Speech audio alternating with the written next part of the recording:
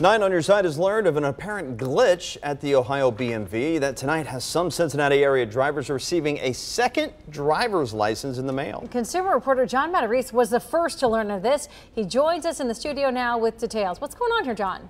Well, Tanya, another problem with Ohio's new driver's licenses, and this one may be the biggest of all. 9 on your side has learned that some of the first new licenses earlier this summer had a problem, and now some drivers are finding a second license in their mailbox. Among the first people to apply for the new Ohio driver's licenses on July 2nd was Dave Aberman of Westchester.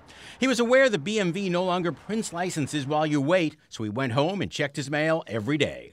I received my new driver's license in the mail 10 days as they promised. Everything was great until a second BMV envelope showed up with another new license inside. I received my second driver's license that was unsolicited. A duplicate license. Which one do I use? Do I use the original one I received a month ago, or do I use a new one? Now, at first you might say, what's wrong with having a second driver's license? You know, with a lot of things, it's always nice to have a spare.